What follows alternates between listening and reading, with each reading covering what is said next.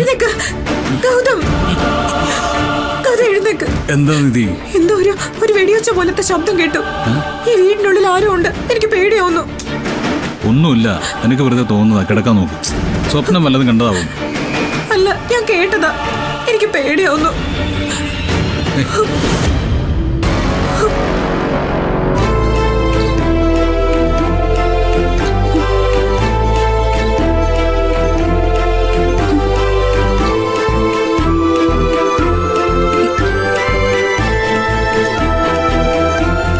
എന്താ ഗൗതം ഇതൊക്കെ?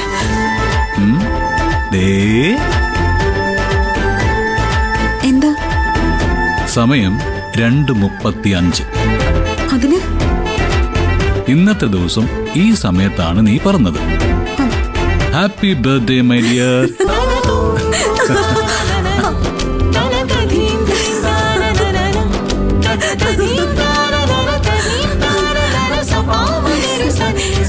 എല്ലാം സെറ്റ് ചെയ്ത് വെച്ചിട്ട് കള്ളൻ എന്നെ പേടിപ്പിച്ചല്ലേ? പേടിച്ചു പോയോ എന്റെ പെണ്ണ്? വെറുതാളായിട്ട് എന്നെ സങ്കടപ്പെടുത്തിയിട്ട് കൊല്ലും ഞാൻ നിന്നെ. ഈ വീട്ടിലുള്ളവരെ മുഴുവനും ഉണർത്തു.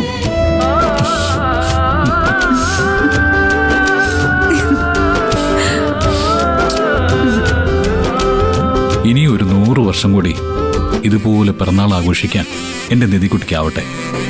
ദൈവം അങ്ങനെ ഒരു 100 വർഷം എനിക്ക് അനുഗ്രഹിച്ചു തന്ന ആ 100 വർഷവും ഇതുപോലെ പിറന്നാൾ ആഘോഷിക്കാൻ എന്റെ ഗൗതവും എന്റെ കൂടെ വേണം. ഇപ്പൊ തന്നെ 1000 വർഷം തരേണ്ട സ്നേഹം എന്റെ ഗൗതം എനിക്ക് തന്നു കഴിഞ്ഞു. ഇതിനെ എത്ര കിട്ടിയാലും എനിക്ക് മതിയാവുകയില്ല. നമുക്ക് ഈ സന്തോഷത്തിന് ഒരു ഡ്യൂറ്റ് സോങ് അങ്ങ് പാടിയല്ലോ. എന്നെ എല്ലാവരെയും വിളിച്ചു നടത്തി നമുക്കൊരു ഗ്രൂപ്പ് സോങ് ആവാം. അത് വേണ്ട, എങ്കിൽ പിന്നെ നമുക്ക് ശബ്ദമില്ലാതെ ഒരു പ്രണയഗാനമായാലോ? അതായിരിക്കും ഭംഗി. 2:35 ആയുള്ളൂ. ഉറങ്ങണ്ടേ? ഉറങ്ങണോ വേണ്ടോന്ന് നമുക്ക് ആലോചിക്കാം.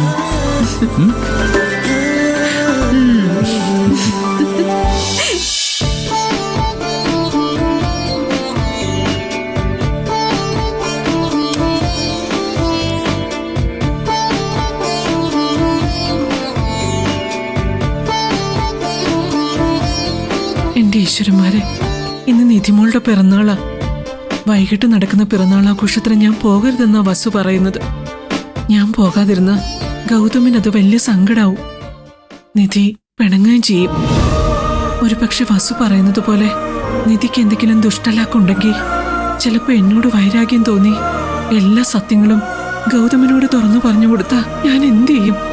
മാനസികമായി പിറന്നാളാഘോഷത്തിൽ പങ്കെടുക്കണമെന്ന എന്റെ ആഗ്രഹം. പക്ഷെ വസു പോകരുതെന്നാ പറയുന്നത്. എന്ത് തീരുമാനിക്കണമെന്ന് എനിക്കറിയില്ല. ഒരു ശരിയായ വഴി കാണിച്ചു തരണേ ഭഗവാനെ.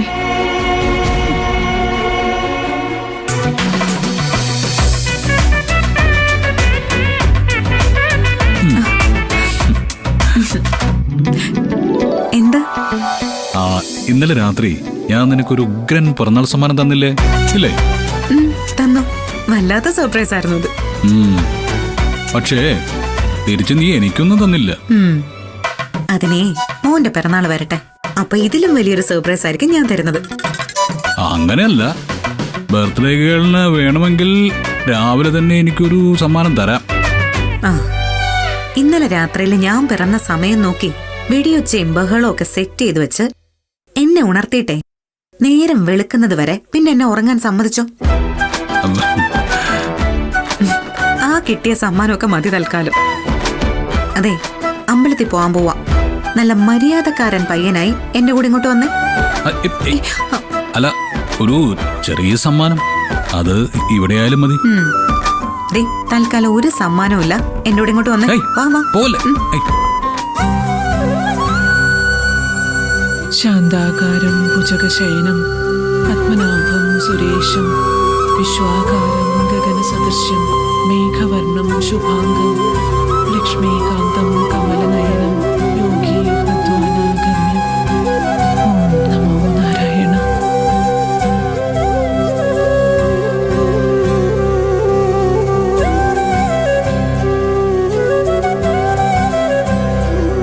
അമ്മേ, അറിയാലോ ഇന്നെന്റെ പിറന്നാളാ. അമ്മ എന്നെ അനുഗ്രഹിക്കണം. എല്ലാ അനുഗ്രഹങ്ങളും ഉണ്ടാവും. നല്ലത് ചെയ്യാൻ എന്നും ഭഗവാൻ കൂടെ ഉണ്ടാവട്ടെ.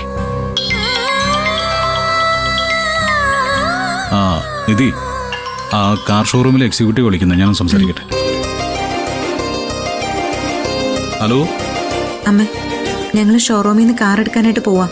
കാർ എടുത്ത് നേരെ പേരൂർ ഭദ്രകാളി ക്ഷേത്രത്തിലേക്ക് പോവും. അവിടെയാ വണ്ടി പൂജിക്കാനുള്ള ഏർപ്പാടൊക്കെ ചെയ്തിരിക്കുന്നത്.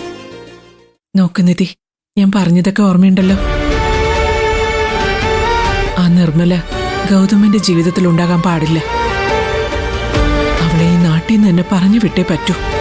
അതിനുള്ള വഴി എന്താന്ന് വെച്ചാൽ ആലോചിക്ക്. നിന്നെ വെച്ച നിർമ്മല ഗൗതമിനെ സത്യം അറിയിക്കാൻ നോക്കുന്നത്. നിന്നിലൂടെ ഈ കുടുംബം തകർക്കാനാ അവൾ ശ്രമിക്കുന്നത്. ആ സത്യം ഇനിയെങ്കിലും നീ ഒന്ന് മനസ്സിലാക്കണം. അത് നടന്നില്ലെങ്കിൽ ഇനി ഞാൻ ഈ ആശുപത്രി വിട്ടിറങ്ങും. ഗൗതമിനെ കാണുക എന്ന് പറയുന്നത് എനിക്കത്ര ബുദ്ധിമുട്ടുള്ള കാര്യമല്ലെന്ന് അറിയാലോ നിനക്ക്. ഇന്നൊരു ദിവസത്തേക്ക് ഗൗതമനെ നിർമ്മലാന്റിയുടെ അരികിലേക്ക് കൊണ്ടുപോയിക്കോട്ടെ എന്ന് ചോദിച്ചാലോ? നീ എന്താ മറുപടിയൊന്നും പറയാത്തത്? അമ്മേ, ഞാനൊരു കാര്യം ചോദിക്കട്ടെ? എന്താ? അത് പിന്നെ ഇന്നൊരു ദിവസത്തേക്ക് ഗൗതമൻ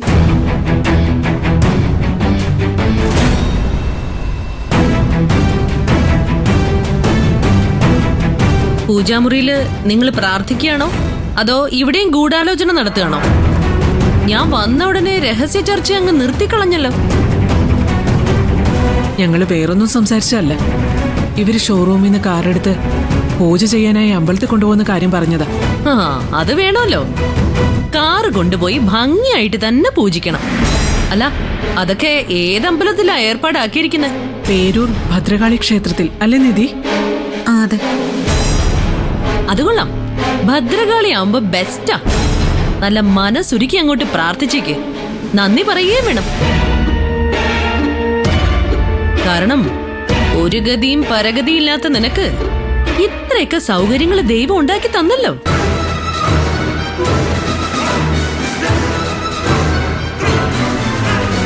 നിധി, നമുക്കിറങ്ങാം. ആ പയ്യൻ ഷോറൂമിലെത്തിയിട്ടുണ്ട്. ഇറങ്ങാം.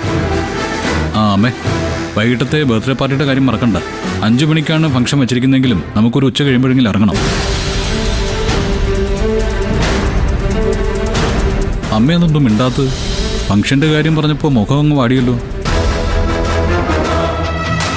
എന്താ അമ്മേ, അമ്മ ഫംഗ്ഷന് വരില്ലേ? അങ്ങനെയൊന്നുമില്ല, ഞാൻ വരും. ആന്റിയും കാണില്ലേ ഫംഗ്ഷന്? എനിക്ക് ചില അസൗകര്യങ്ങളൊക്കെ ഉണ്ട്. ഞാൻ കാണില്ല. അതെന്താണാവോ ചില അസൗകര്യങ്ങൾ?